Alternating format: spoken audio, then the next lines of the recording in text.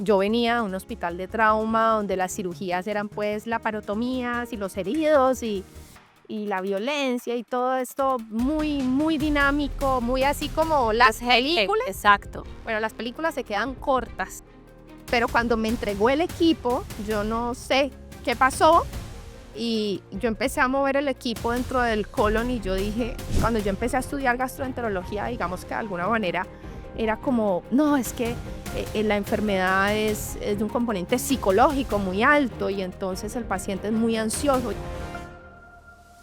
Puede que aquí no esté ocurriendo nada, pero mi cerebro cree que hay una catástrofe universal. Entonces es una enfermedad que la gente pues hace comentarios a veces desprolijos en esto como... Y la pregunta aquí es, ¿el colon irritable se cura o no? Me di cuenta que la culpa no siempre la tenía la comida, que la culpa la tenía... Es una cárcel, o sea, las personas que yo veo me dicen, usted es mi última opción. Yo creo que En el poco estaban las respuestas. las que yo buscaba.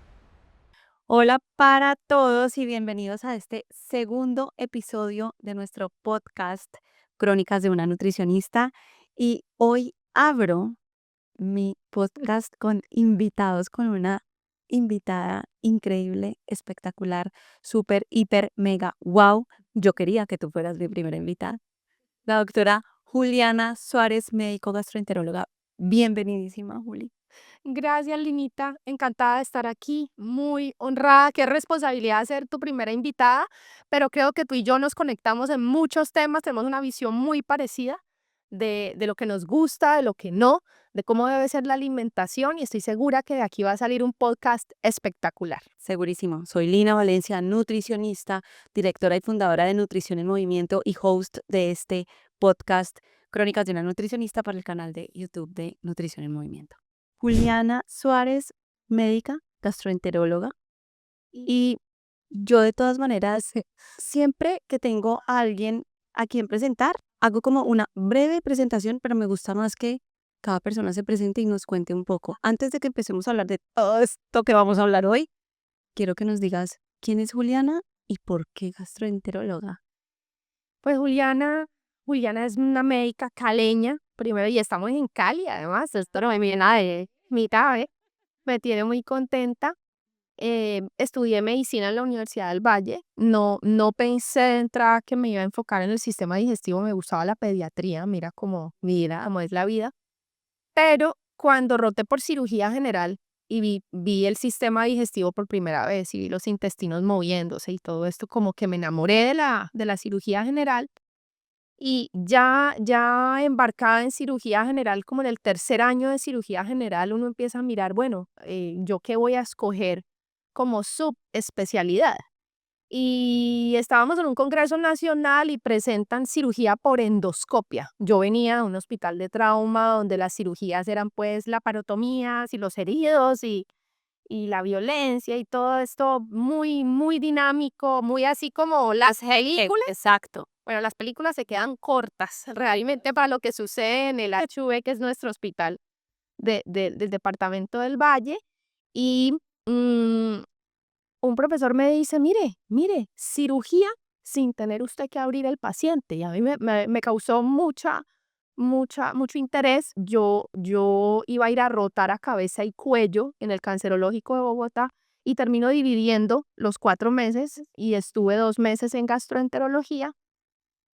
Me llamó la atención, pero yo todavía lo estaba pensando. Me fui a cabeza y cuello y no sentí como esa chispa. Y yo dije, volví nuevamente a gastroenterología porque yo seguía en contacto con el profesor. Y un día me dice, usted ya sacó el equipo de colonoscopia, porque yo lo acompañaba a los procedimientos. Y yo me quedaba mirando la pantalla y pues de venir de toda esta adrenalina, yo a veces me quedaba mirando la pantalla y como que bueno, ay, esto tan lento a veces. Pero cuando me entregó el equipo, yo no sé qué pasó y yo empecé a mover el equipo dentro del colon y yo dije, yo quiero ser gastroenteróloga, o sea, esto es lo mío. Ah, Pero es interesante porque a mí lo que me entra a la gastroenterología como cirujana, que para los que vean después este podcast, puede que les llame la atención que en Colombia los cirujanos también hacemos gastroenterología, no solo los internistas. porque los padres de la gastroenterología colombiana, los primeros gastroenterólogos son cirujanos. Cirujanos.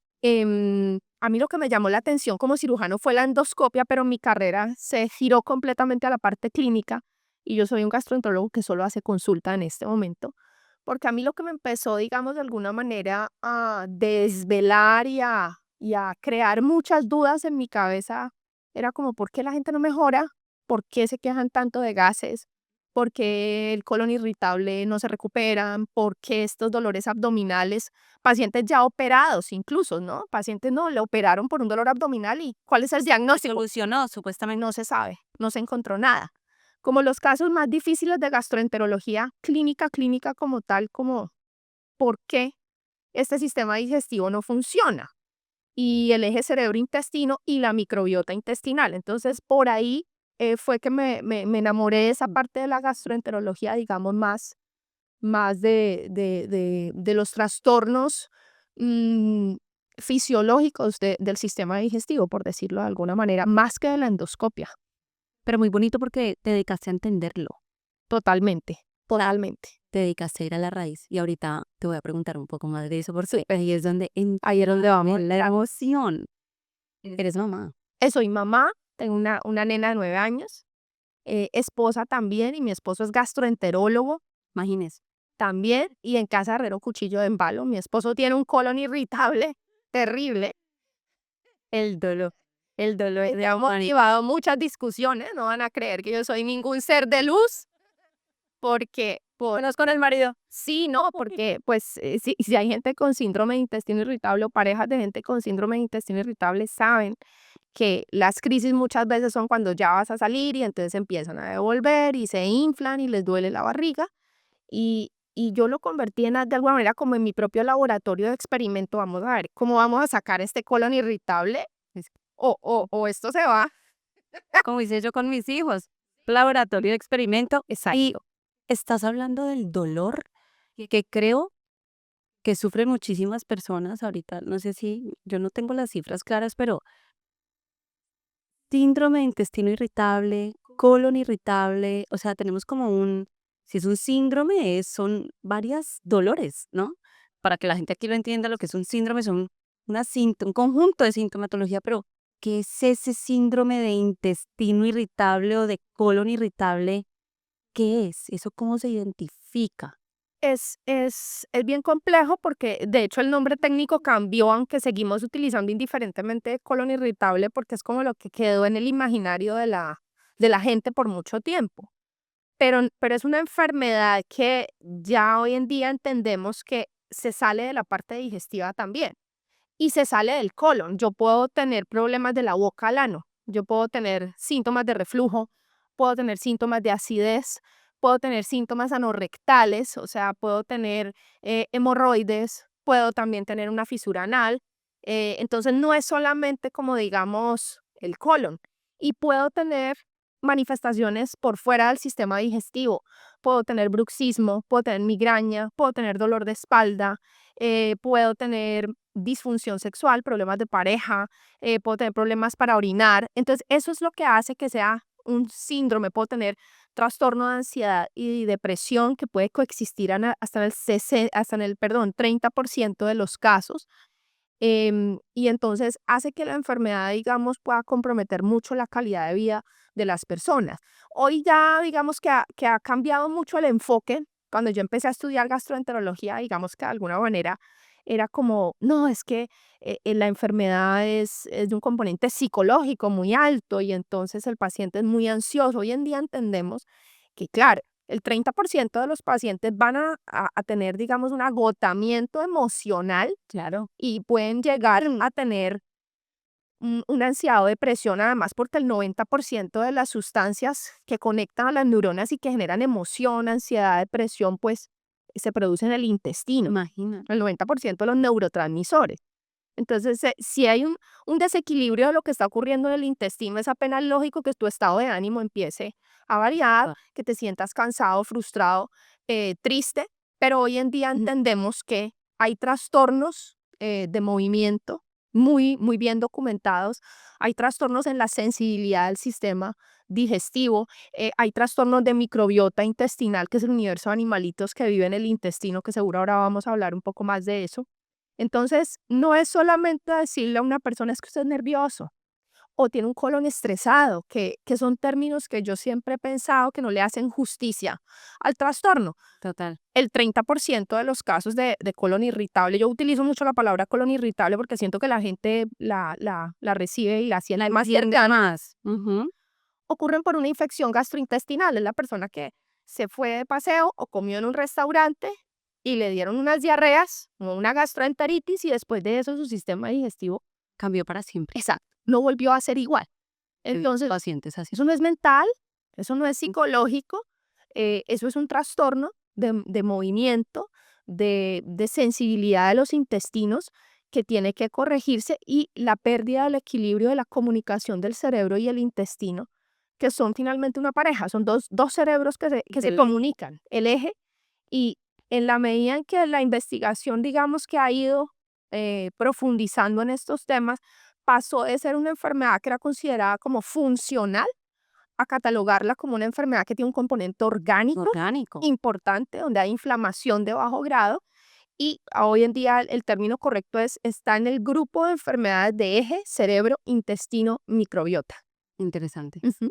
Uno podría pensar, Juli, que todas estas dolencias a nivel gastrointestinal podrían tener la misma raíz o fuente del problema, aunque tú has mencionado varias causas, pero si tú pudieras decir, casi siempre me voy por la ramita y llego a una misma raíz. Hay unos modelos de estudio, de investigación, que se llaman los modelos de enfermedad de eje cerebro, intestino, microbiota, que hablan del concepto biopsicosocial. Entonces hay un componente biológico muy fuerte, que es cuando hablamos de problemas de la forma como el intestino se mueve. El intestino tiene que tener un movimiento. La forma como el intestino siente los procesos normales de la digestión, donde la información tiene que viajar de aquí a acá y puede llegar distorsionada. Los procesos de interpretación cerebral. Entonces puede que aquí no esté ocurriendo nada, pero mi cerebro cree que hay una catástrofe universal aquí. Em, Alteraciones de microbiota intestinal. La microbiota está para protegernos, ¿no? Uno dice, las bacterias del intestino, la flora intestinal, y a veces la gente piensa como, bacteria me va a atacar. Atacar es malo. Es malo. No, ellas nos están protegiendo. Pero en todas estas enfermedades ya hoy se encuentra en reflujo, en dispepsia, que es el trastorno de la parte alta, trastorno de movimiento alto, estreñimiento, diarrea, colon irritable, colitis, la microbiota está alterada, ¿sí? Total. Y cuando miramos el componente psicosocial es todavía como más amplio. ¿Cómo fue el embarazo de la mamá? Porque ahí se está formando microbiota. Eh, ¿Por dónde naciste? La vía de nacimiento. Vía de nacimiento, por parto, por cesárea. ¿Cómo fue alimentado ese bebé? ¿Con lactancia materna exclusiva, combinada Con o fórmula? ¿Cómo fueron esos 3 primeros años de su alimentación complementaria?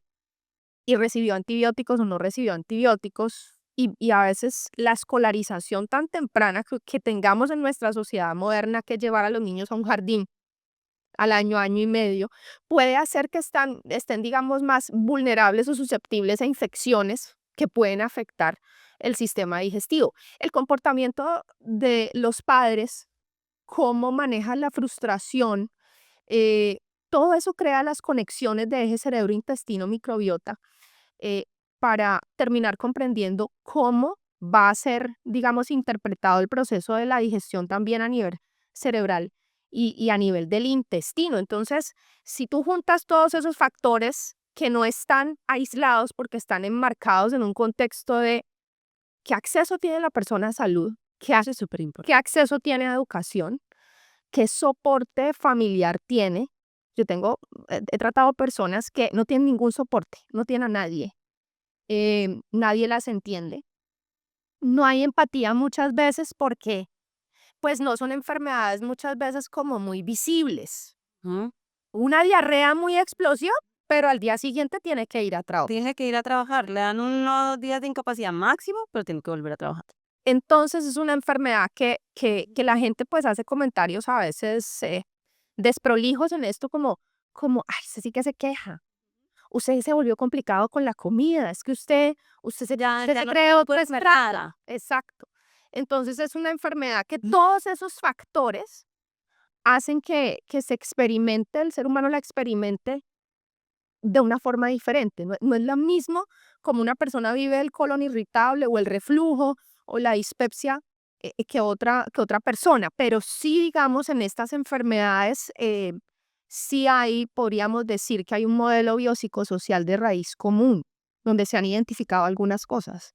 Porque es súper importante que las personas entiendan toda esa complejidad que tú nos estás contando. Porque a veces la gente cree que es que yo sufro de colon irritable, a veces dicen tengo colon, o sea, por eso el tema de colon es sí, todos tenemos colon, ¿no? Sí, ¿Se irrita o no? Pero sí, el término colon irritable es con el que más están relacionados y es que me como unos frijoles y ese es mi problema, ¿no? Pero va mucho más allá. Y desafortunadamente no todo el mundo tiene el abordaje médico o el soporte como tú lo estás explicando en este momento, tan claro que alguien diga, yo tengo componentes de todo eso. Y ahí va mi pregunta y es, hay personas, uno ve pacientes, yo como nutricionista veo a veces pacientes, tratamos desde la dietética, la nutrición, modificación, estilo de vida, todo, todo, todo, todo, un protocolo para, mejor dicho, mejorar esa, disminuir la permeabilidad del intestino, del colon, todo lo que hacemos desde nutrición y el paciente seguro, o sea, meto las manos al fuego por ellos, lo hacen al pie de la letra, reciben el tratamiento médico con su gastro y ese paciente no mejora. yo diría que es un 50% que no mejora. Terrible, ¿no? Porque es que esto afecta muchísimo la calidad de vida de las personas y la pregunta aquí es, ¿el colon irritable se cura o no? Yo creo que sí. Pero si me hubieras Hay que preguntado, dar la esperanza. pero soy una convencida que sí. Sí, total. Y como dicen ahora en TikTok, la van a funar. Me pueden funar, pero yo soy una convencida que sí. Pero mi concepto de cura es diferente, y esto lo hablo siempre con los pacientes y las personas con las que trabajo, que el que de pronto puede tener la gente, ¿sí? Para mí el concepto de cura en colon irritable, en estreñimiento, en un síndrome de gas intestinal, estas personas que se inflan, Inflamados. es la libertad de comer. Porque esto es lo que digamos que nos conecta a ti y a mí, la comida, porque es que en la comida está uno de los placeres más grandes de la vida, hacer popó, comer y otras Sí, cosas. con mencionar ese popó, además que ahorita más adelante tenemos que desmitificar un poco y sacar del tabú el popó. Pues tú te haces llamar la doctora popó. Bueno, ahora te cuento la historia de doctora Popo, porque a mí me pusieron doctora Popo y a mí me gusta que me digan así. Y tú no, esa no fue un apodo que tú misma te No, no, no, ahora te Yo quiero cuento. escuchar esa historia mejor. Pero entonces, para mí es la libertad de comer. Para las personas, algunas creen que el concepto de cura es yo no voy a tomar ningún medicamento. Y estamos en la era de la quimiofobia y Sí, total. sí, total. Entonces los medicamentos son malos, no hay que tomar medicamentos. El médico te lo manda para ganar porque la Big Pharma lo está patrocinando. Todo ese Sí. tipo de, pienso yo, ideas muy negativas que no permiten a las personas avanzar muchas veces en sus procesos. Para mí es poder comer sin miedo, porque es que estas enfermedades dañan la relación con la alimentación, la capacidad de comer en libertad. Entonces, la cura es relativa. Hay personas que llegan a no tener ningún síntoma. Puede que el colon irritable sea un momento en sus vidas de mucho estrés, lo superan y no les vuelve a molestar. Hay otros que tienen que tomar medicamentos un tiempo y de pronto, muy de vez en cuando, tienen una crisis, y hay otros que tienen que ayudarse constantemente con algo, pero lo que digamos que los atraviesa a los tres es que comen sin miedo. Eso, para mí, es la cura si lo hacemos en un abordaje que incluya, digamos, la nutrición, hábitos, pero corrijamos el movimiento del sistema digestivo, porque es un problema de movimiento que a veces no se corrige totalmente con la alimentación y cuando hacemos un trabajo de microbiota intestinal, que eso es fundamental. Fundamental. Ahora que hablas de la libertad de comer, y eso fue lo que nos conectó a nosotras dos, nosotras nos hicimos amigas por Instagram, ¿no? Yo empiezo, me encanta, ta, ta, ta, y terminamos haciendo un live juntas. Y hay como una filosofía del tratamiento del paciente donde prima la ética y prima, digamos, el cuidado, porque es que nosotros como profesionales de la salud cuidamos a las personas. Pero a veces, y cuando hablamos de, ¿será que hay cura? Y estoy completamente de acuerdo contigo en que la cura no es, nunca jamás en la vida volví a sentir un síntoma, que Exacto. ahí está latente, es controlar el dolor, la sintomatología, pero sobre todo volver a comer en paz, tranquilo y disfrutar. Que esto es lo que yo creo que todas las personas que sufren de colon irritable quieren escuchar al final. Sí, Y aquí entra un problema grande, Juli, que yo creo que es con el que tú también has cargado como una bandera, eres una banderada de esto y eso me encanta, que es cuando nosotros desde nutrición recibimos al paciente con colon irritable o con cualquier, digamos, sintomatología molesta gastrointestinal, han llegado con una lista larga de no puede volver a comer.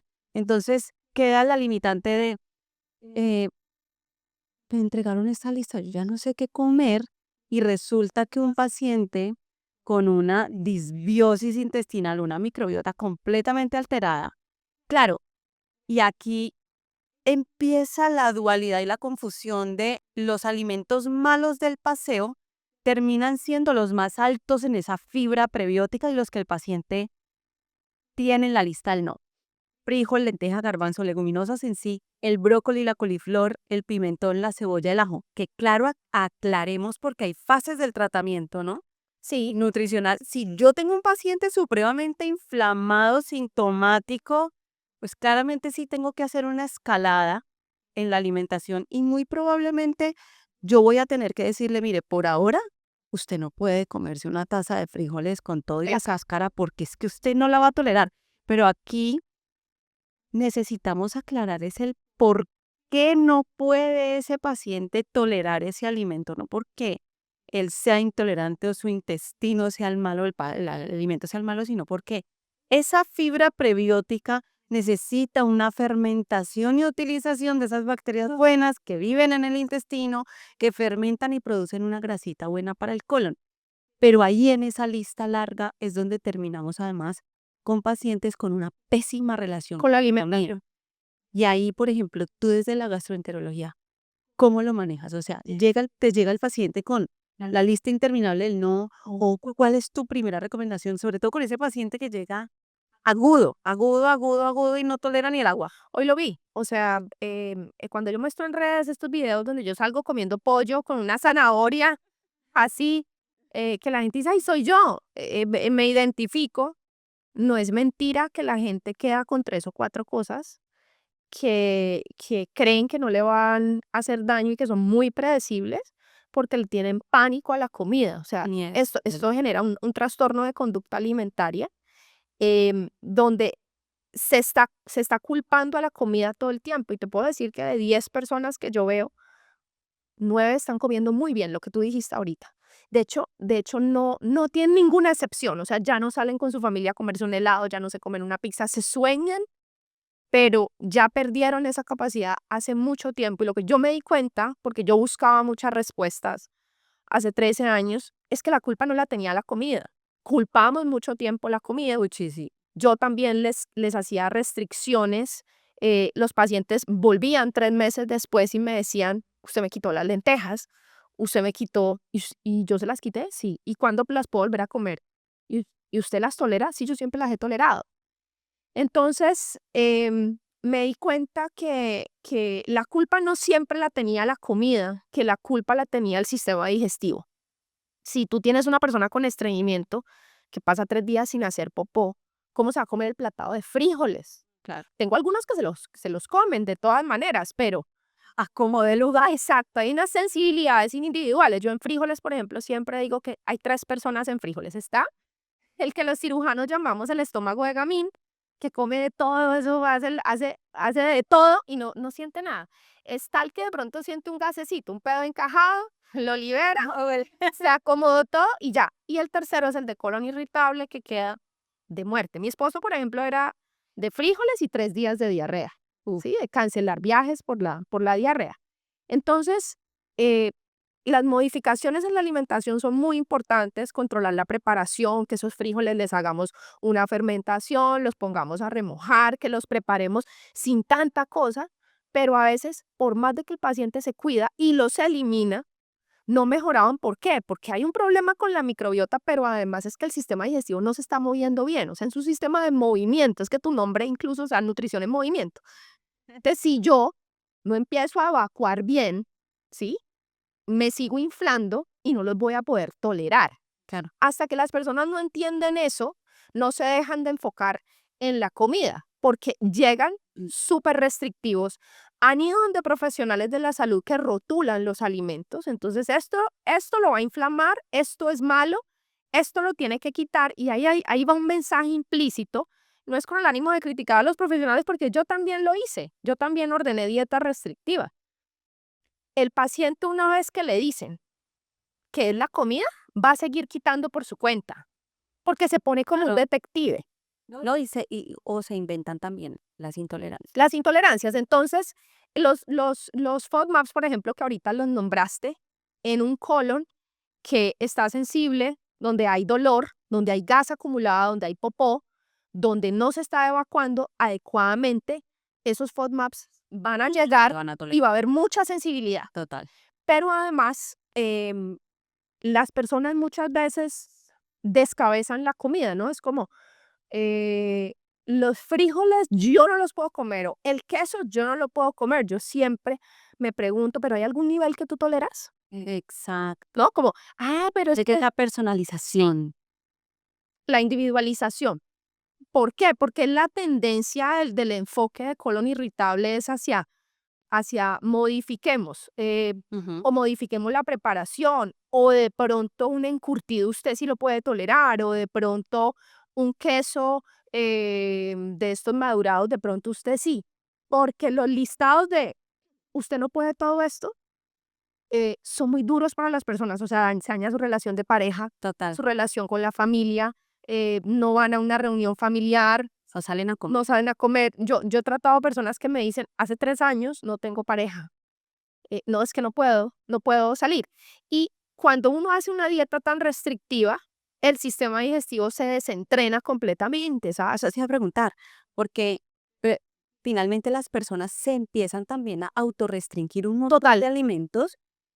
Psicológicamente esto empieza a hacer muchísimo daño, pero también el intestino pues deja de producir ciertas enzimas que se producen a necesidad, ¿no? total, No vuelvo a estimular mi intestino con este tipo de nutriente, luego pues no lo produzco. no lo produzco, exacto. Y hay algo bien interesante, Julián, eso que tú dices. Nosotros en Nutrición en Movimiento incluso montamos todo un protocolo de colon irritable, pero la primera frase bandera del protocolo es: preguntémosle al paciente que sí tolera, Sí tolera. porque a veces es más fácil que sí puedes comer, Que sí, pues, porque ellos vienen en la cabeza con, no, déjeme más bien decirle yo que sí puedo comer, porque lo del no es eterno. o usted no te dicen, ¿usted qué me va a quitar? Claro, Yo creo ya vienen súper predispuestos. Y hay gente que yo le digo, mire, el colon irritable es tan complejo y es tan diverso en cada persona que yo puedo tener un paciente que puede comer pimentón tranquilo con colon irritable y otro que no lo puede ni oler, ni a una esquina. Y eso que ahorita tú mencionabas es fascinante, por eso nos entendemos tanto nosotros, porque es que hay técnicas desde la dietética que mejoran la digestión y absorción de los alimentos que uno podría pensar es impensable.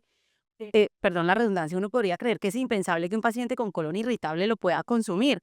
Un repollo morado. ¿Qué pasa si ese repollo morado viene encurtido con una previa fermentación? Porque el intestino no puede fermentar porque la microbiota, pero ese mismo repollo, ese chucrut o ese fermentado me va a proveer a ese intestino que está pobre de bacterias buenas, de esas. porque les va a hacer la predigestión. Exacto. Y nosotros en ese protocolo que hacemos de recuperar el intestino, si vemos ese paciente agudo que le decimos, vea, por ahora sí, trata Sí, hay algunos, las primeras hay semanas. algunos que ya llegan ellos mismos como bloqueados por todos Sí, lados, sí, exacto. y uno dice, bueno, espérate, como que se calman los sims. Si veis, evitemos esto, pero el objetivo final es el mismo que tú mencionaste cuando empezamos. Es Tienen que volver a comer de todo. mira, nuestra meta no es que tú dejes de comer todo para que dejes de sentir el dolor. La meta es sanar el intestino para que vuelvas a comer de todo. Repitamos esto así como... Como démoslo muchas veces porque Este es un short. yo les digo a las personas, estar bien no es estoy bien, pero no puedo comer estas 20 cosas. Para mí eso no es No, no, eso no es estar bien porque afecta la calidad de vida.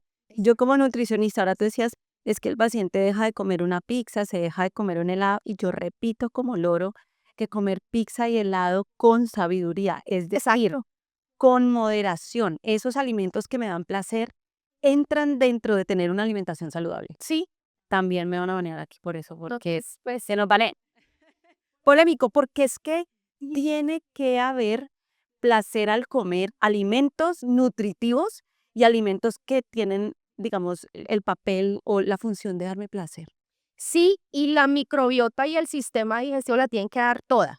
Toda. No pueden ser que solamente para este esquema de alimentación con estas reglas, sino que si yo voy a un paseo y en el paseo, que yo se los mostré en agosto, fuimos a Popayán y allá había un pan muy rico y les mostré que estaba comiendo pan, entonces si yo tuviera colon irritable, entonces no podría comer ese pan y veo a todos comer ese pan, que nunca me lo como, porque yo soy, por ejemplo, más de arepa, no como tanto pan. Mi esposo sí les gusta mucho el pan, entonces me lo tengo que restringir, porque tengo que comer bajo unas reglas muy estrictas para no sufrir y poder estar bien. Es una cárcel, o sea, las personas que yo veo me dicen, usted es mi última opción. Yo creo que no, si usted no puede ayudarme, creo que nadie más me puede ayudar, porque ya lo intenté todo. Así llegan las personas, Casi es sí, de alguna manera. ¿El colon irritable y el estreñimiento están relacionados? Es una pregunta bastante interesante porque algunos expertos en este tema consideramos que incluso puede ser el espectro de una misma condición. Es supremamente difícil en algunos casos diferenciarla. Es también una enfermedad del estreñimiento de eje cerebro-intestino, pero pueden haber cosas que nos hagan saber que son diferentes. Por ejemplo, si yo tengo mucha dificultad para hacer popó, pero no tengo episodios de dolor abdominal, porque en el colon irritable parte del diagnóstico debe haber dolor abdominal semanal, cambio en la evacuación, diarrea Intermitencia, ¿no? o estreñimiento o intermitencia o alternancia y gas. O sea, el gas es como siempre también es un caos, Irritable. pero si no hay dolor abdominal, entonces no es un colon irritable. A mí llegan muchas personas como, yo tengo colon irritable hace 20 años, sí, pero tú tienes dolor. No. Es Entonces, decir, debe haber dolor. sí, debe haber dolor abdominal, episodios de dolor abdominal. Entonces tú no tienes colon irritable. Entonces miremos qué es lo que tú tienes. Porque Probablemente un estreñimiento. probablemente un estreñimiento. El estreñimiento muchas veces hay una historia desde la niñez, ¿sabes? Y yo le hago a los pacientes recordar eso porque hay una historia de hacer fuerza en el baño, de que la mamá le daba golpecitos en la rodilla, le ponían supositorio, la tía le ayudaba, le hacían extracción manual del popó. Entonces, Eso puede generar un trauma a largo plazo. claro, y una relación que también es difícil con el popó. Entonces, yo solo hago en mi casa, yo en paseos no hago popó, yo en un centro comercial no puedo hacer popó, a mí me cuesta mucho trabajo hacer popó. Y ahí a veces diferenciar del colon irritable si hay dolor en el estreñimiento, porque en estreñimiento también puede haber dolor y gas. Dolor.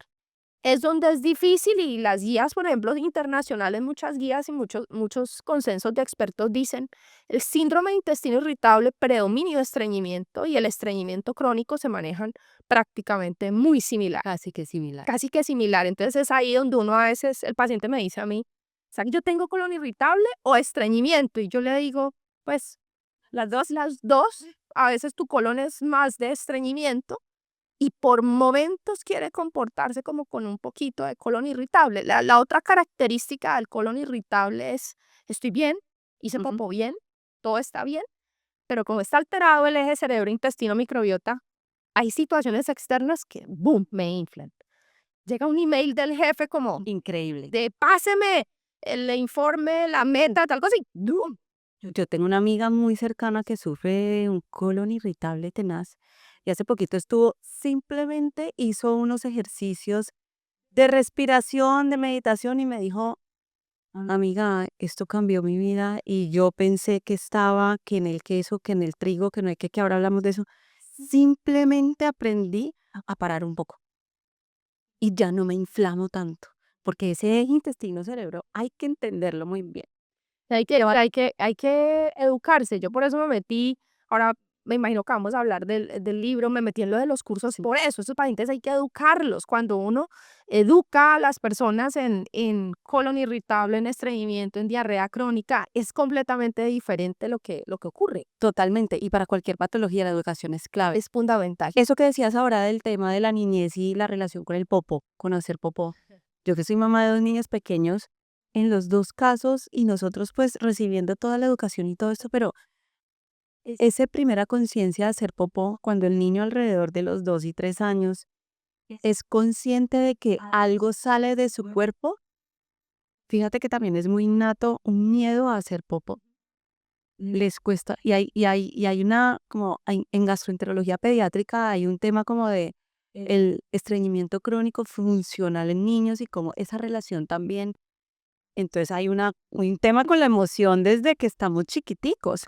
Total. Entonces es importante que los papás sepan que esto pues también tiene que tener un manejo muy cuidadoso para que eso no cause trauma de futuro. ¿Qué dices tú aquí? Total, porque a veces el problema digestivo empieza es en la niñez. Hay unos momentos, yo no soy gastroenteróloga pediatra, pero es imposible no estudiar este tema desde lo que ocurre en la niñez, porque, por ejemplo, estreñimiento, ¿sí? Em, Hay unos hitos en el desarrollo muy importantes, el retiro del pañal. Entonces, si el proceso es traumático, el niño va a tener... Condenado. Y hay mamás que, mi hijo dejó el pañal al año. ¿Para qué? ¿Para qué? Si el niño da señales, el niño empieza a dar señales solito, le empieza a molestar el pañal, O empieza a decir popó, popó, como a avisar ¿sí? Y y sentir, esto y sentir. Sí, y yo siento que ahora que como que con yo como mamá vuelvo de 2 niños pequeños, este bombardeo de información de debe dormir solo, debe caminar solo, debe hacer todo, la lonchera tiene que ser orgánica. hiper mega todo perfecto. Yo siento que las mamás hoy en día estamos como, entonces rápido a quitar el pañal y ahí Pero a mí le pasó porque Emiliana, mi hija, yo sí había, digamos, explorado un poquito el tema y yo sí había leído como que había que dejarla y que tú le preguntas a un gastropediatra como cuál es la edad exacta para dejarlo y es como cada niño tiene su ruta de neurodesarrollo y su ritmo. Y ella ya tenía 3 años y medio y por esa edad lo dejó. Pero no te imaginas los problemas que me ganaba porque las señoras, esa niña tan grande con pañal, y yo, pero es que ella está feliz con su pañal. y yo también. A mí, pero el día que lo dejó, les puedo decir que no lo volvió a usar. Entonces, ¿por qué no permitirle al niño su proceso, que participe en el proceso a estar yendo y viniendo? Se lo quité y se lo tuve que volver a poner. Entonces, ese es un momento que puede ser maravilloso o puede ser traumático. Traumático. Y los niños empiezan a dar signos de estreñimiento temprano, cruzan las piernitas, aguantan, se fisuran, hacen popó muy duro, muy seco, entonces se desgarran. El segundo momento es el cambio de la alimentación complementaria, que sé que te gusta mucho el tema en nutrición infantil, entonces ahí hay un segundo momento donde se puede presentar el estreñimiento y el tercer momento es el ingreso al colegio, porque qué pena hacer popó acá. Claro, pero la pena, ¿quién se la enseñó? Los papás. Claro, Los papás mitificamos el tema del popó y por eso es mejor que hagas en la casa para que no nos toque entrar en el centro comercial. Yo a mis hijos sí les digo, donde toque, donde toque hay. donde toque y enseñarles esto. Y hablando de la desmitificación y normalizar hacer popó, ¿por qué fue doctora popó? Bueno, sí, Porque qué importa, o sea, pues fue muy chistoso porque yo entro a redes en 2018, la maternidad me lleva a las redes porque yo venía muy rápido, Lina, o sea, yo 6 jornadas de endoscopia a la semana, llegaba a mi casa a 9, 10 de la noche y no paraba en las redes sociales, yo no tenía redes sociales y cuando fui mamá buscando información me encontré las redes sociales y me encontré una cantidad de creadores de contenido que daban recomendaciones para el colon, pero pero no eran médicos gastroenterólogos. imprecisas completamente. Que es que usted tiene que dejar esto y esto para que el colon se le desinflame. Y yo no, pues lo mismo que estamos hablando, una cantidad de restricciones y yo, pues, pero ¿por qué? Inicialmente me incomodó, como es porque estas personas están dando consejos, pero pues dije, pues están dando consejos porque no los estoy dando yo. Entonces, el papel de los profesionales de la salud en redes sociales tiene que ser protagonista. Nosotros tenemos la obligación de tener presencia digital.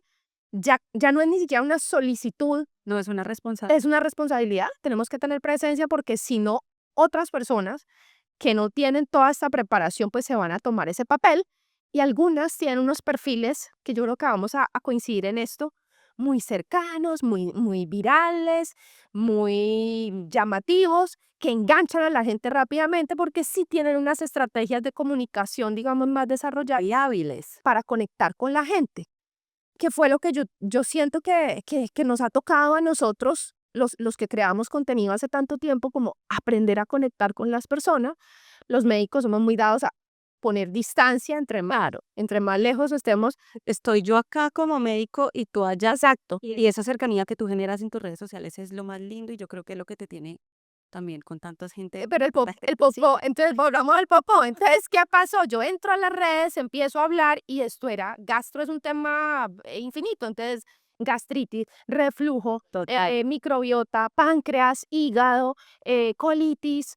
Y un día, en 2021, estábamos en plena pandemia todavía, se acabaron los medicamentos de sedación, no podíamos hacer endoscopia y mi hija estaba jugando con unas plastilinas y yo cogí esas plastilinas, las mezclé, armé popó y salí con una música muy viral a mostrar la escala de Bristol del popó y la gente se volvió loca con eso porque fue como si yo les hubiera devuelto la fascinación por el popó, porque de niños nos castigaron, ¿no? Como, no toque el popó, los niños, No hablemos de popó. no hablemos de popó, no se siente, caca, feo.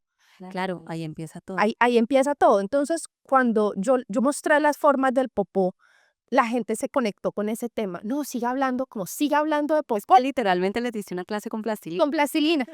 Entonces empezaron, ella es la del colon, ella es la de la caquita, pero el término que más se repetía, ella es la doctora popó, ella es la doctora popó. Y mi relación con el popó como cirujana, pues siempre ha sido muy cercana, porque lo que operamos los cirujanos, pues operamos en el popó.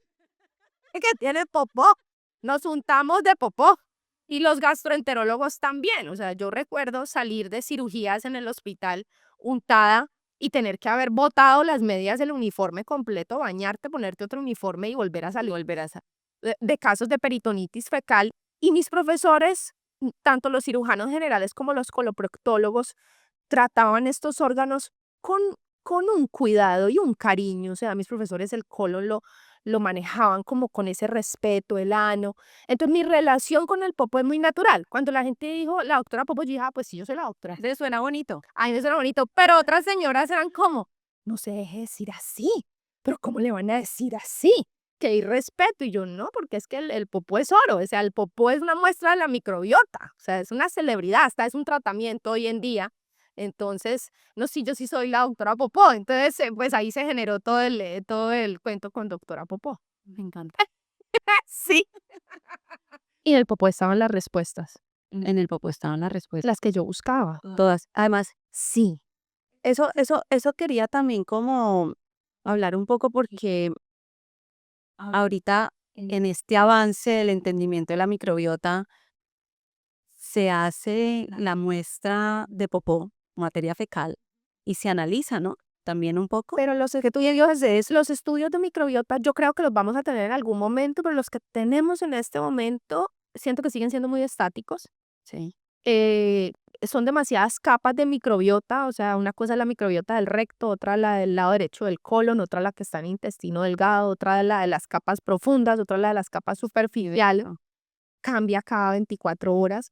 Entonces, los estudios, digamos que les falta información, se utilizan mucho a nivel de investigación poblacional, pero tomar un estudio de esto de microbiota y sacar conclusiones clínicas Es muy es muy apresurado todavía. Le teniendo falta. en cuenta lo que nos cuentas, de que además cambia mucho la Claro. relación de las cepas y toda la diversidad de microbiota que hay a nivel intestinal. Y alguna redundante en funciones. Yo puedo tener diferentes especies que hacen lo mismo. Entonces, decirle a una persona, es que a usted le falta tal bacteria, pero tiene otras que están haciendo también esa función. Es complicado, pero yo creo que sí tiene que llegar un momento en que incluso la nutrición se enfoque más hacia, bueno, ¿qué le falta a esta microbiota? ¿Qué quiere? Porque ahorita estamos como muy en diversidad, démosle diversidad, pero qué Total. rico llegar a un momento de decir como tenemos que poner más leguminosas o tenemos que poner más tubérculos o tenemos que poner más frutas de estas aquí o qué rico poder llegar a ese instante de la medicina, pero ahora todavía, y estuve ahorita en un foro de microbiota y probióticos y ese tema se habló entre muchos expertos, y el consenso general es todavía no. O sea, aguantémonos que todavía no tenemos los estudios que queremos. No podemos concluir nada a partir de ese estudio. ¿Qué opinas del SIBO? Del SIBO yo ahora le llamo el SIBO TikTok. Eh, Moda. sí, siento que es que es más elegante decir tienes SIBO a decir todo lo que tú tienes es una impactación de materia fecal. Sí. O sea, lo que tienes es popó. Estreñimiento. Sí, Ok. entonces, pero además hay personas que no entienden que tienen estreñimiento y el médico tampoco lo sabe. Siento que los profesionales de la salud y los nutricionistas caben ahí también y los fisioterapeutas, porque hay mucha gente que trata a estos pacientes, ¿no? El fisioterapeuta que dice, ay, está inflamada, le voy a hacer un masaje. Usted no es solamente gas lo que hay ahí o diástasis de la pared abdominal, es estreñimiento. Entonces, mucho de este SIBO que se volvió muy popular en videos de TikTok y en Instagram son chicas muy jóvenes que se muestran con el abdomen súper inflado, súper inflamado como en embarazo, y muchas lo que tienen es estreñimiento. Pero además las pruebas que tenemos para SIBO tienen un rendimiento diagnóstico, podemos decir malo, perverso y lo que le sigue.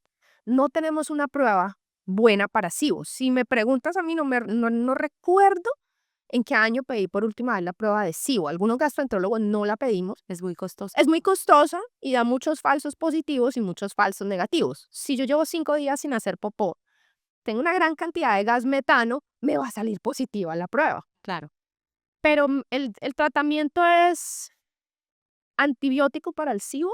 No, el tratamiento es hacer bien popó, o sea, sacar todo ese popó que está ahí en el colon, que está generando gas, que está generando intolerancias alimentarias y, y resolverlo, o sea, no el antibiótico, porque el antibiótico sí puede que baje la producción de metano, de bacterias productoras de metano, mejora el tránsito intestinal un tiempo, pero a los 15 días las intolerancias alimentarias vuelven, o sea, el paciente vuelve a tu consulta y te va a decir, es que estoy inflada, ¿y qué le pasó? No, es que salí, me comí un tamal y luego me comí un pan y luego me comí un pan de bono o me comí la ensalada de siempre y soy otra vez inflada. Y no tienen factores de riesgo para SIBO. Además, son muchachas jóvenes que no son ni diabéticas, ni tienen cirrosis, ni tienen una resección intestinal, para pensar que esas bacterias de intestino delgado se volvieron bacterias del colon. O sea, es que no tiene lógica, te digo. Y, sí, y quizás, digamos, es complejizar algo que es mucho más sencillo, entre comillas, de tratar. Exactamente. Y han salido incluso consensos, por ejemplo, el consenso de la Asociación Española de Gastroenterología como auxilio. No le hagan más pruebas de SIBO No más pruebas de... a gente con colon irritable, por Claro. ejemplo. Porque hasta el 20% de la población normal puede tener un falso positivo en una prueba de SIBO, ¿sí? Y no tener SIBO. Entonces, no nos sirven todas las pruebas que tenemos. Más o menos, y me corregirá esta cifra, entre el 10 al 20% de la población adulta sufre estreñimiento. Sí, eso es lo que dicen las cifras. Yo creo que más. Claro, porque puede estar subdiagnosticado Subdiagnosticado. y es más prevalente en mujeres. Si es más prevalente en mujeres, no sabemos por qué. Eso iba a preguntar, ¿por qué? Hay Hay explicación. Hay varias teorías. Las mujeres, digamos que transitamos muchas cosas, la maternidad, los cambios en el embarazo. En el piso pélvico, en la pared abdominal que interviene también en la defecación. Tenemos receptores para hormonas femeninas en el colon, entonces las hormonas femeninas afectan el movimiento del sistema digestivo. Puede ser más lento, digamos antes de la menstruación y con la caída de las hormonas en la menstruación se viene la diarrea.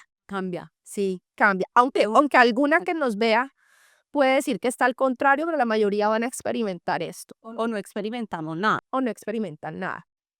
El embarazo se pone lento, es un ejemplo de cómo las hormonas femeninas actúan en esos receptores a nivel del intestino. Y ahí hay una cosa muy tenaz, y es que también las hormonas femeninas intervienen en la forma como interpretamos los síntomas. A nivel cerebral, Imagínate. estamos dominadas por las hormonas, entonces, en todo sentido. Y hay un tema cultural que lo hemos hablado entre gastroenterólogas mujeres, y es que digamos que a las mujeres, o sea, no se nos permite tirarnos un gas, un pedo. Un pedo. Mi mamá, que sí, que cuando vea este podcast, a mí me pedo, ojalá. Porque chiquita me dice, Juliana, no digas pedo. ¿Y habrá que sentirá que dices popó? Se muere de la por todo lado, hicieron popó y se muere de la risa. Por eso pregunta siempre, ¿ya hicieron popó hoy? Sí. Y pones a tu mamá. Y yo estudié con puros hombres. Yo siempre he estudiado y he trabajado en ambientes de hombres. Fui la primera gastroenteróloga mujer en el programa donde estudié gastroenterología. eh, y los hombres tienen una relación como más natural con todo esto. Pues es un poco de machismo. Porque a los recetosos que se tire un pedo y para la mujer no. Y que el hombre haga popó en cualquier lugar y que dé dolor y suene, pero es lo natural. O sea, lo natural sería aceptar que todos hacemos popó, que huele, que suena, porque entonces estás tratando de hacer popó yo, por ejemplo, en donde yo hacía endoscopia, que me tocaba a veces hacer popó con el gastro al lado haciendo informes, y es uno estresado, o sea, tratando de Que nada se oiga. que el baño baje, No o sea, sale nada. tratando de relajar el piso pélvico, pero el cerebro está en un nivel de estrés, pues, ¿qué va a salir? Pues nada, Nada. nada, 3 bolitas con Como la plastilina. sí, that's you, con suerte. El estreñimiento es multifactorial. Y eso es importante que todo el mundo lo sepa. Tiene que ver con dieta, y arranco por ahí como nutricionista, porque uno empieza a preguntarle a la persona, sí, es que tengo estreñimiento, ¿y tú qué comes? Y esto sí tenemos como que ser muy, muy, muy francas, aunque somos unas apasionadas porque la gente coma libremente, pero el exceso de harina refinada, exceso, llámese exceso, no es comerme el pan de bonito de vez en cuando, acuérdense que estamos en Cali, vamos a defender el pan de bono a toda costa, pero es más pan blanco que pan integral o pan de masa madre. Más harina refinada, galleta refinada ultraprocesada que una galleta integral con ajonjolí, con semilla, ¿no? No tiene que ser gluten free. La dieta, la falta de fibra, diría yo, tiene es causa fundamental del estreñimiento. El sedentarismo es Total. causa fundamental del estreñimiento. ¿Qué otras causas puede tener el estreñimiento? Las dietas muy altas en grasa y proteína animal, ¿Esas dietas qué? sí, las famosas dietas keto, y hay unos problemas que son como del sistema nervioso del colon, que no se estén produciendo suficientes contracciones. Yo le digo a la gente, es como su corazón, o sea, su corazón late a 60 minuto por minuto, el colon puede estar latiendo a 30, entonces es como el corazón, está bradicárdico, se mueve menos. Es verdad que hay personas que el colon de derecha a izquierda no se mueve a la velocidad que se tiene que mover. Y son personas que tú las vas a ver muy juiciosas con el agua, la alimentación, el ejercicio, pero se chocan contra un trastorno de movimiento. Y hay otro problema en estreñimiento que es ya, digamos, propio del estreñimiento, que son los trastornos defecatorios, y en esto digamos que en los últimos 20 años se ha avanzado más. Entender que al final el recto tiene que empujar el popó, el recto tiene que hacer este movimiento y el ano tiene que relajarse, exacto. Y en muchas de estas personas, al momento de hacer popó, el recto no se da cuenta que tiene que hacer movimiento y el ano no relaja. Entonces, saben que el popó está ahí, sienten que el popó está ahí, pero está como atrapado en una cápsula que no quiere abrir, como en una concha cerrada. Y son estas personas que hacen una fuerza excesiva para hacer popó, se introducen el dedo para hacer popó, se cambian de posición. Yo siento que cuando yo empecé a hablar de esto en redes fue como liberador para muchas mujeres, sobre todo como Total. a mí me pasa eso. Ay, sí, no soy la única. No soy la única, exacto. Finalmente el popó también es algo que nos atraviesa a todos, o sea, literal, de todos vamos a tener que hacer popó. Entonces, el estreñimiento tiene esa particularidad. Hay un subgrupo de pacientes en el espectro moderado a severo que a pesar de hacer todo bien, hay un trastorno de movimiento que tiene que ver con el sistema nervioso del colon. Me llama muchísimo la atención eso y desde que estábamos hablando del colon irritable, pero ahora también en estreñimiento lo mencionas, y hay cura, tratamiento para problemas de motilidad. Sí, de eso se trata gran parte del tratamiento, que es muy integral, porque no es solamente una pastilla, o sea, los medicamentos juegan un papel muy importante, pero hay mucho miedo aquí. Hay una cantidad de ideas arraigadas, los laxantes son malos, son químicos, van a generar dependencia. Y el problema es que el estreñimiento es una enfermedad que es difícil de diagnosticar a veces, es larga, es intermitente. Entonces, no, yo a veces soy estreñida. Claro, es que es así. Claro, Es que eso es estreñimiento. vas y vienes. Ajá, Sí, vas y vienes, porque haz un diario de un mes. Yo en mi libro, por ejemplo, que ahorita vamos a hablar del libro, haz un diario de 30 días. Si en cada semana hay 2 días que tú batallas para hacer popó, tú tienes tiene estreñimiento. estreñimiento. O no haces popó, tienes estreñimiento. ¿Qué estábamos hablando? ¿Signos de estreñimiento? Ese tratamiento de la motilidad, Sí, entonces, porque puede ser muy difícil puede para ser difícil. es que esos pacientes que tienen problemas de motilidad son esos que incluso es peor que se llenen de fibra, Es de fibra, sí, fibra, de fibra. No, porque hay ahí esa impactación por más de fibra, agua, fruta, verduras, es ese paciente que no mejora. ese paciente que llamamos de tránsito lento, el movimiento es muy lento, entonces llega toda esa fibra y las fibras en suplemento también les caen mal y forman como una goma adentro, como una gelatina y el colon está tratando de moverse y encuentra esta bola de fibra y no se mueve. Entonces los trastornos de motilidad tenemos medicamentos cualquier cantidad, muy seguros, en tratamientos combinados, en tratamiento de rescate también, porque esta es una enfermedad que el paciente viene bien y ¡boom! Cae, recae. ¿Por qué recae? Porque es una enfermedad de eje cerebro-intestino. Entonces el perrito se le enfermó, peleaste con tu pareja, te echaron de la compañía, te dio una gripa.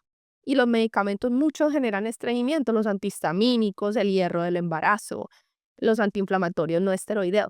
Entonces hay que enseñarle al paciente a rescatarse de las recaídas. O sea, es todo este proceso de aprendizaje de entender, al igual que en colon irritable, que estar bien es más importante que de pronto tener que utilizar un poquito de laxante, porque algunas entran en una negación de estreñimiento de, es que yo no quiero tomar nada. Mi vida, pero no puedes pasar 15 días sin hacer Claro. popó porque Puedes terminar peor.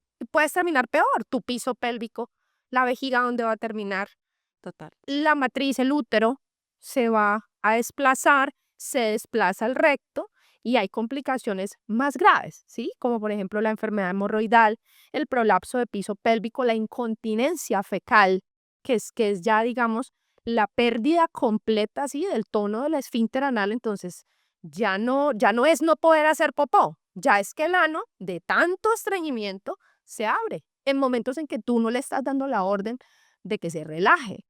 Entonces, está esa parte del tratamiento, está la alimentación que claramente hay que hacerla y está la terapia de piso pélvico, todo lo que es el estudio del piso pélvico y la terapia de volver a coordinar el movimiento recto-ano, que es tan importante. Entonces, tiene que ser integral también. Total, es una tarea Grande, importante. grande. Una tarea bien importante. Bueno, qué interesante. Tengo aquí a obra maestra. Qué lindo. Este es tu libro. Sí. Cuéntanos cómo nace la idea de escribir un libro. El arte de hacer Popo. popó. Las personas que me siguen, que ya pasan el 1,500,000 en redes sociales, ayudaron a escoger el nombre. Qué lindo. Sí. Yo creo que por eso ese éxito tuyo también en redes sociales, eres muy cercana a la gente. Yo les puse 3 opciones y yo primero visualicé como el título y después, me imagino que te pasó lo mismo con tu libro, como que a uno le empiezan a llegar los capítulos en la mente Sí, total. y me siento a escribirlo. Arranqué en 2023 y en 2024, como abril, sí, marzo, abril lo terminé y lo publicamos, se manda a editorial y esto tiene todo un proceso y salió en octubre del año pasado. ¿Siempre habías querido escribir un libro? Sí, yo creo que era como, Algo que tú de pronto cuando terminé gastroenterología no pensé que iba a pasar, no pensé que iba a entrar a las redes sociales, pero por ahí desde 2020, 2021 las personas ya me empezaban a decir, usted tiene que escribir un libro, usted tiene que escribir un libro, usted tiene que escribir un libro. como que yo siento que el público también te va llevando hacia lo que necesita el público. Y es como que tú te debes también a ese público que son tus maestros también. Finalmente las personas buscaban respuestas y yo también las estaba buscando y juntos las encontramos en el popó. Claro, Como, totalmente. sí, Es muy bonito el proceso de escribir un libro, Juli, y porque además ahorita antes de empezar este podcast, tú me decías, he llegado a otras personas que no sabían de mí, porque tenemos diferentes audiencias. ¿Qué ha sido lo más lindo en la experiencia de escribir, publicar y divulgar? Porque es que escribir un libro tiene fases, ¿no? Estoy en la fase de escritura, estoy en la fase de edición, diagramación, etc. Ahora, ¿cómo le digo a la gente que escribí un libro? No es tan fácil. no es tan fácil. Las historias son increíbles, por ejemplo, de personas que me han escrito en redes y me han dicho, llevo 20 años sufriendo de gases o de diarrea y me leí El arte de hacer popó y me di cuenta cómo tenía que hacer mi proceso de recuperación. O sea, al fin entendí qué era lo que me pasaba. Por esto que venimos hablando de yo pensaba que era la comida, yo pensaba que era el gluten, yo pensaba que era la leche, yo pensaba que eran los frijoles, yo pensaba que era el dulce, o sea, yo pensaba que era yo, y no era yo, era el popó, ¿sí? De personas decirme, me lo encontré en el aeropuerto, en consulta, después de decirme, me lo encontré en el aeropuerto y me pareció chistoso el título, eh, y lo abrí y me di cuenta que era para mí. Entonces me lo compré y me lo leí y terminé dándome cuenta que mis problemas digestivos no eran normales y cuál era el proceso que tenía que hacer para recuperarme. Entonces hay como muchas historias de casualidad, ¿sabes? Como me lo topé y me llamó la atención el título y me lo llevé. Historias así. ¿Qué es lo que ha hecho que llegue a diferentes públicos? Que no me habían visto en redes sociales todavía. Y es muy necesario, ¿no? Total. Que no todo el mundo puede acceder a una consulta contigo. Y la gente que sufre de un colon irritable, de un estreñimiento crónico, de un reflujo, de una gastritis, porque a veces ese mismo reflujo, gastritis, todo Está en el popó. bajo, está en el popó, Sí. es en serio. Y yo a veces, y yo me acuerdo mucho de lo que tú dices, y cuando veo a mis pacientes en consulta de nutrición, y yo, reflujo, reflujo, y yo, ¿y el popó? Ah, qué bien, me encanta, me encanta, me encanta, me encanta. Yo les digo que es como el lavaplatos tapado, como Total. tú lo estás viendo rebosarse, pero el plomero cuando llega, ¿a dónde se va a ¿A destapar? dónde se van? Claro, a la Abajo, tubería, a la tubería. a la Exacto, tubería. exacto. Muy interesante. ¿Dónde se puede conseguir tu libro? Está en plataformas digitales, está en Amazon, está en Apple, está en Google. En físico está en librerías, en Librería Nacional Panamericana, en librerías locales de muchas ciudades de Colombia y alrededor del mundo, porque estoy segura que nos van a ver en muchos países en buscalibre.com.co. Buscalibre es una plataforma espectacular. Espectacular y llega, pero Llega ha llegado a China. y sí, tal, y maneja precios chéveres. El arte de hacer popó, una digestión sana, una vida feliz. Nuestro programa bandera es tener una vida feliz a través de la libertad de comer. Preguntas rápidas a mitos o estás muy puntuales. Gluten, ¿sí o no? Sí, no es tan malo como dicen. La última evidencia científica de manejo de personas con colon irritable es como esto de quitar completamente el gluten puede causar trastorno de conducta alimentaria. De hecho, puede causar disbiosis, porque para quitar gluten tienes que quitar fibras, cereales que lo contienen. Más bien, mm, puntualmente miremos si hay una celiaquía, que es un trastorno, digamos, autoinmune relacionado con gluten, y si hay una intolerancia a veces es a los fructanos, entonces cambiando el tipo de pan por un pan de larga fermentación, de masa madre u orgánico, se resuelve mientras se resuelve lo que está ocurriendo realmente. Mientras resolvemos Microbiota. lácteos, ¿sí o no? Un sí total, Total. total, creo que es de esas restricciones que la gente las sufre mucho. Mi esposo hoy en día es capaz de tomarse un vaso de leche entera. Y si mi esposo lo logró, yo soy de las que pienso que cualquiera lo puede hacer. Porque es la microbiota la que se va a encargar ya en adultos de generar la digestión de los lácteos. Totalmente. Y es un grupo de alimentos con un valor nutricional increíble y no hay estudios en este momento suficientes para decir que es inflamatorio. Es distinto si un dermatólogo te los quita un tiempo porque tienes un acné importante. Ya sea es una restricción aparte o hay una alergia a la proteína de la leche de vaca. Que eso es muy importante que se entienda bien. La gente confunde la intolerancia a la lactosa, que es el carbohidrato de los lácteos, con intolerancia a la proteína o alergia a la proteína de la leche de vaca que se da más en edades tempranas. Sí, en adultos es exótico. Ese es muy Raro, es muy, muy de hecho. Y siempre hay un nivel de tolerancia, volvemos al punto del nivel de tolerancia. Hay gente que tolera un chorrito de leche en el café. total. Y eso significa un compartir de amigas. Eso significa un disfrutar, Sí, un capuchino. un Y capuchino. todos pacientes que lloran. Doctora, es que ya tolero el capuchino. Ay, qué dicha.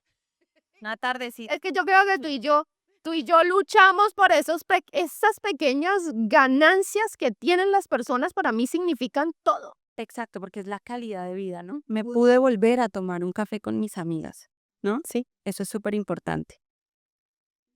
El mejor suplemento, yo sé que la fibra, pues depende, hay diferentes tipos de fibra, pero ¿cuál es el mejor suplemento de fibra para ti? La molécula. La que más utilizo, Cirium. El Cirium Además, perdóname, sigue. Es que me apasionó tanto que aquí es como olor a mojar los ojos te hablan. Es el que más fácil se consigue. Siento que en todos los que he intentado es como el que mejor se tolera, porque inulina y goma guar algunos se inflan, pero también estamos abiertos a que si no te gustó el psyllium, no te funcionó, puedas usarlo, o los fructoligosacáridos, pero para mí es la fibra, porque es que la fibra es como el alimento del que van a comer las bacterias y ya se está teniendo hijas, están en embarazo allá y se están multiplicando. totalmente. Además que por ejemplo, la goma guar, yo he visto que se comporta muy bien en ese paciente que está súper agudo, súper inflamado, es suave, es bien tolerada, ¿no? Y usualmente uno también puede encontrar mezclas de fibras También. que funcionan muy bien, pero definitivamente el Psyllium Husk pues tiene una validez importante y es para colon irritable, Y para estreñimiento, estreñimiento. no te imaginas la cantidad de casos de diarrea crónica que salen adelante con fibra, que era como un concepto que antes éramos más Igual, como de astringente, ¿no? claro. Fibra no, hay que quitarla. Ahora es como, no, pongamos fibra y verás que, doctora, fibra no me va a dar diarrea. No, vas a ver que vas a evacuar mejor. La dieta astringente en episodios de diarrea, desde nutrición está un poquito mandada a recoger, pero ¿sí o no? Pues en el día agudo, en los primeros 2 días, yo pienso que se tolera mejor, porque además sí, la persona puede estar inflada, entonces un caldito de arroz, un caldito de plata, pasta, papa, ¿sí? Sin quitar totalmente la fibra. Te puedes comer una manzanita, una pera. Lácteos, de pronto no el primer día, ¿sí? Pero entonces tampoco un mes después y la persona no está echándole el chorrito de leche al café. Exactamente. Porque lo que pasa es que cuando tienen esos procesos de diarrea, tengo ese cepillito, el borde del Total. cepillo que está aplanadito y no tolero bien la lactosa. Y la permeabilidad está muy aumentada, entonces sí se puede hacer como una dietica de reposo intestinal. Sí, sí, soy muy flexible con eso. Suplementos de multivitamínicos o de vitamina o algún mineral indicado en el tratamiento de colon irritable o estreñimiento. Pues no universalmente, pero sí hay personas que están tan restringidas que a veces les pongo algún multivitamínico. También miramos niveles de vitamina B12, vitamina D, cómo está el hierro, porque algunas han perdido mucho peso en esas restricciones tan severas, ¿no? Entonces he perdido 8, 10 kilos de peso. Entonces dice uno, hay que mirar cómo estamos, digamos, a nivel nutricional y de pronto sí, en pacientes que tienen celiaquía hay que ponerle definitivamente, en diarreas muy severas también, sí, en algunos casos sí, estoy abierta a eso. Súper. Juli, danos unas 3 a 5 recomendaciones puntuales para hacer popó, vivir feliz. Y súper. Pensar en hacer la popó, pensar la microbiota neural, la membrana. Todo, mejor dicho, más o menos como lo dices en tu libro, es esas 3 a 5 recomendaciones que para ti no pueden faltar para las personas para una digestión sana, luego una vida feliz. Sí, Y como te decía, en mis talleres, en mis masterclass, en mis cursos, que ya tengo 2 bebés grandes, intestino saludable y libérate del colon irritable. ¿Dónde están estos cursos para que Eh, las personas se los Están en suscriban? el link de mi biografía, se pueden unir, son programas para gente que quiere profundizar, que quiere Les dejamos el Instagram educarse, de la doctora Ju. que quiere educarse todavía más y yo me he dado cuenta, porque uno siempre duda, ¿no?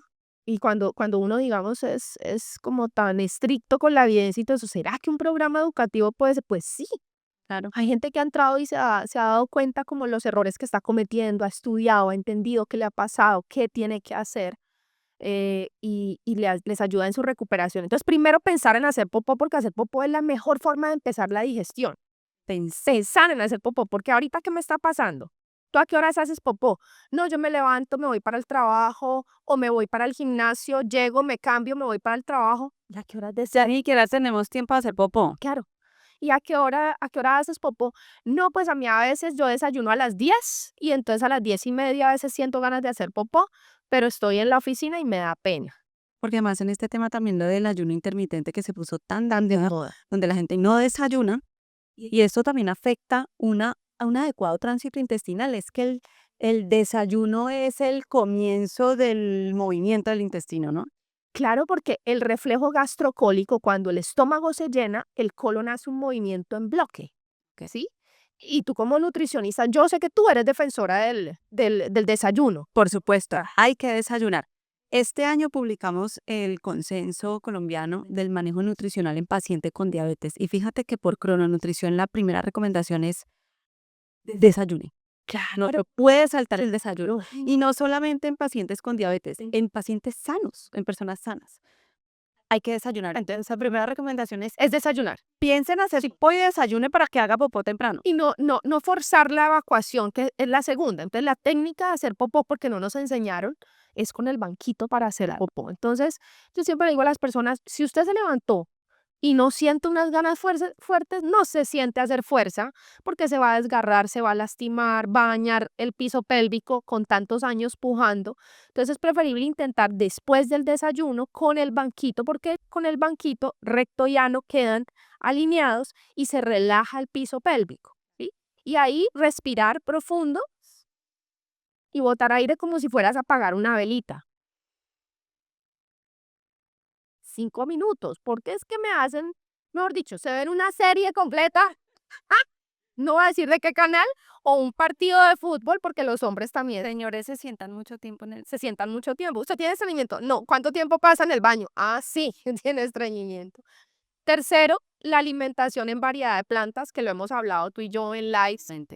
Enfóquense en lo que tienen que incluir, no en lo que van a agregar. Exacto. Súper ¿Sí? poderoso ese mensaje.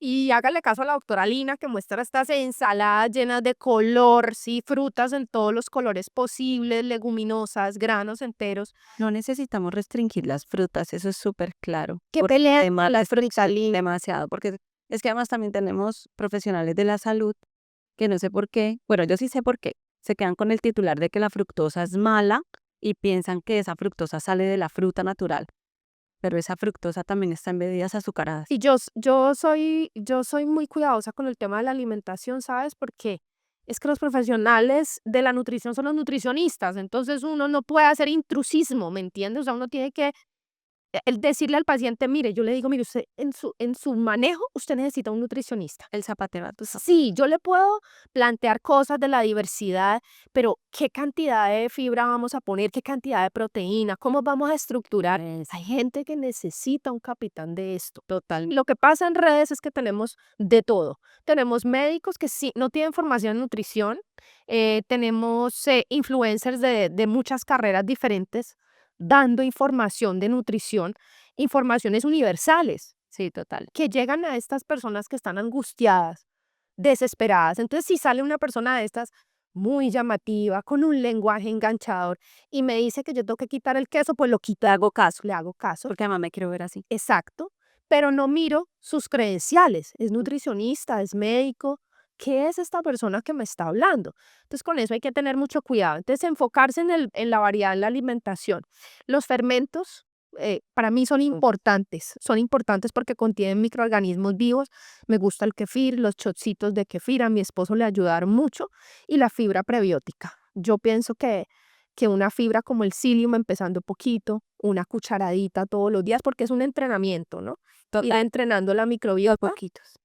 La cantidad de gente que se ha mejorado con esa recomendación, que incluso en redes sociales me escribe como: estoy comiendo más, los gases me han bajado, es como el regalo de la microbiota para las personas. Mira, dame cariño que yo te voy a responder. Ya te ayuda. Sí, total. ¿Suplementos de probióticos?